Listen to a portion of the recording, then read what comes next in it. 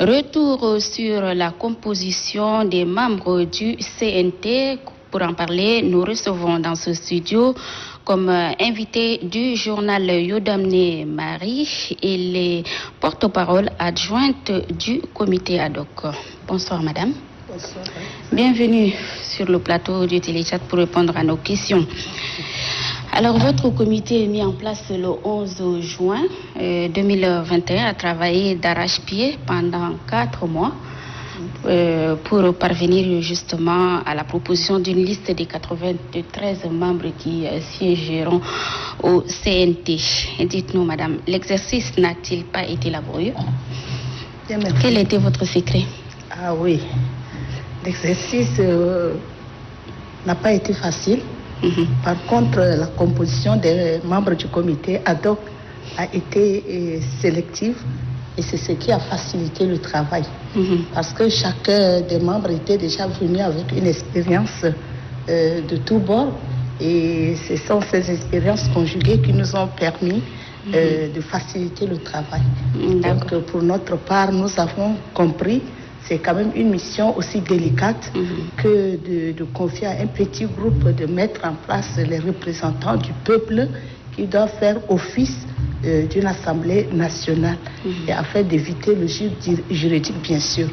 Et nous avions été unis dans le travail et c'est d'abord l'esprit patriotique qui nous animait. Et c'est ce qui a facilité le travail. Donc, vous voulez dire que c'est un groupe homogène qui a permis d'arriver à ce bon résultat? Et le groupe physiquement n'est pas homogène, bien sûr, parce qu'il y a les partis politiques, il y a les jeunes, il y a les femmes, les organisations de la société civile. Donc, physiquement parlant, le groupe n'est pas homogène. Par contre, l'idée préconçue pour abattre le travail était homogénéisé. D'accord. C'est ça notre secret. D'accord. Pouvez-vous nous dérouler votre stratégie? Comment avez-vous défini les différentes approches? Parce que vous avez eu plusieurs réunions avant d'en arriver là. Oui, tout d'abord, dès la mise en place du comité, nous avions tenu successivement des réunions pour développer et définir les stratégies qui devraient nous faciliter l'approche dans la mission qui nous a été confiée. D'abord, nous avons conçu des supports, des outils en interne. Nous avions élaboré notre règlement intérieur en mettant en place un code de conduite et nous nous sommes exhortés les uns les autres pour dire que c'est une mission de haut niveau qui nous a été confiée. Nous ne devrons pas décevoir ceux qui nous ont confié cette mission dès lors que la charte leur concède effectivement la responsabilité de désigner. Et si selon leurs charges multiples, ils nous ont concédé cette partie de cette mission, il était question que nous travaillions main dans la main pour satisfaire à leurs aspirations. Et ce qui a permis que nous avions mis en place une stratégie par consensus et nous étions aussi obligés d'aller apprendre par ailleurs vers les pays frères qui ont aussi connu cette expérience et pour permettre de l'intérioriser et de l'adapter à la réalité du Tchad. Ce ne sont pas les mêmes réalités, certes, parce que du point de vue sociologique, anthropologique et culturel, ce ne sont pas les mêmes peuples, mais bref, ils sont passés quand même par une expérience avant nous. Il était question d'aller prendre leur modèle et de l'adapter à la réalité tchadienne. Et ces pays-là, ce sont lesquels? Justement, nous nous sommes rendus au Mali et nous avions eu l'expérience du Mali et ça nous a aidés à rapprocher leur réalité de la nôtre pour arriver à ce résultat qui a été publié. Au regard donc des critères préalablement définis, l'opérationnalisation de votre mission n'a pas été facile, comme vous l'avez dit tantôt.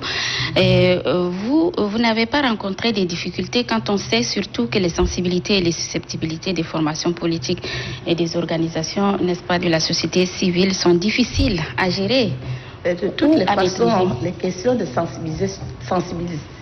sensibilités sont claires. Voilà. Dès lors que chacun défend son intérêt, chacun a une idéologie, une mission accomplie dans le cas de la société civile, tout comme dans le cas des partis politiques. Mais pour cette fois-ci, ces gens que nous devrions identifier et mettre en place pour travailler, ce sont des Tchadiens. Oui. Et la composition même des composantes est inclusive. Au fait que au point où nous nous sommes retrouvés tous dedans, y compris les partis politiques, tout comme les organisations de la société civile, les jeunes et les femmes. Donc nous sommes déjà là et nous voudrons avoir un résultat commun. Ce ne sont pas nos propres résultats à nous que nous recherchons, mais plutôt ce que les Tchadiens attendent de nous. C'est ce qui a animé notre dynamisme et qui nous a permis vraiment d'aller de l'avant et mettre dans la main comme une seule personne dans nos réflexions. Et nous sommes parvenus quand même à ne pas perdre le temps, puisque le délai qui nous a été imparti pour faire le travail est très bref. Et nous sommes allés rapidement pour faire ce travail combien important dont vous venez de souligner. Malgré les efforts que vous avez fournis, il y a quand même des organisations qui ne sont pas contents du choix porté sur les membres du CNT. Il y a notamment l'UJT, l'Union des journalistes tchadiens, et la CPDC, donc qui ne sont pas représentés, comme je le disais tantôt dans le CNT. Elles affirment avoir affiché leur bonne volonté pour y participer et dénoncent le caractère exclusif. Non. Qu'en dites-vous du CNT? De toutes les façons, toutes les composantes pré-identifiées par les plus hautes autorités ont été quand même représentées. Maintenant, la réalité est là. Les gens s'organisent en groupement, en plateforme, en alliance. C'est des alliances. Même si c'est circonstanciel, c'est des alliances qui se fondent et se refondent. Et se reconstitue. Et nous avions, dans notre stratégie, on a bien voulu recevoir, avec la note d'orientation, recevoir les représentants, les porte-paroles de ces plateformes et de ces regroupements.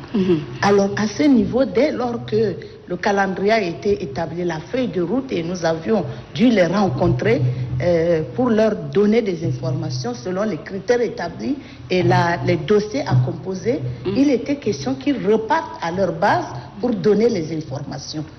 Maintenant, dans une organisation, on met en place le bureau et on a un ou deux porte-paroles. Ces gens sont venus, ils ont reçu des informations et il est question qu'ils repartent à leur base. Mais si à ce niveau l'information a été confisquée et il n'y a pas eu large diffusion, ça ce n'est plus notre problème à nous. Puisque pour lancer le processus, l'ouverture de la composition des dossiers et du recueil des dossiers, il y a eu un point de presse qui a été donc fait par le président du comité ad hoc qui a fait large diffusion, dont les gens étaient déjà prêts avec les dossiers à composer. Qu'est-ce qu'il faut mettre dans les dossiers? Et c'est ça que nous avions rencontré, les regroupements, les représentants des regroupements, pour leur en faire part. Et on leur a donné un délai qui devrait leur permettre de rencontrer leurs membres et de revenir vers nous, puisque à ce niveau, il y a aussi un quota qui leur a été accordé. Donc vous devrez revenir vers le comité ad hoc avec un quota de tel nombre de dossiers. Maintenant, le nombre, l'effectif des membres du CNT est fixé à 93. Et c'est à ce niveau où le travail a été délicat. Mais dans la composition de dossier, il y a eu aussi des CV. Des membres, des éventuels candidats. Et c'est sur la base des CV que les gens ont été donc retenus. Donc là, le travail ne revient plus au CNT. Voilà, madame, cette fois-ci, je vous pose la question en tant que femme. Vous êtes femme et vous êtes également la présidente de la CELIAF, la cellule de liaison des associations féminines. Comment est-ce que vous trouvez le pourcentage du quota des femmes? C'est un ouf de soulagement pour la CELIAF qui a fait du quota de représentativité des femmes son cheval de bataille. Nous avions commencé ce travail en interne au niveau de la CELIAF, des organisations de la société civile, et les femmes parlementaires de la 3e législature ont pris le dossier en main et c'est un processus qui est arrivé à son terme. Et ça fait qu'il y a une ordonnance qui nous accorde la parité progressive. Mais déjà d'emblée, il va falloir qu'on ait déjà les 30%. D'accord. La chose qui est faite aujourd'hui. Voilà. Il y a les actes de nomination, il y a eu des notes de service et autres, mais en attendant, nous avions observé, mais nous n'avions pas été satisfaits. Mais pour cette fois-ci, grande est notre joie que nous ayons dépassé même les 30%, nous sommes à 33%. C'est progressif. Ça, c'est une joie et nous remercions les plus hautes autorités qui, même dans leur orientation, ont dit, vous, comité, faites attention aux 30% des femmes. Donc, dans nos rencontres, nos concertations pour livrer l'information, tous les dossiers qui doivent parvenir doivent comporter d'abord les 30%. Et vous, vous étiez là pour plaider la cause des femmes. Oui, pour ça, parce que nous avions dit, on peut même aller, pour le moment, est-ce que nous ne pouvons pas aller faire la parité?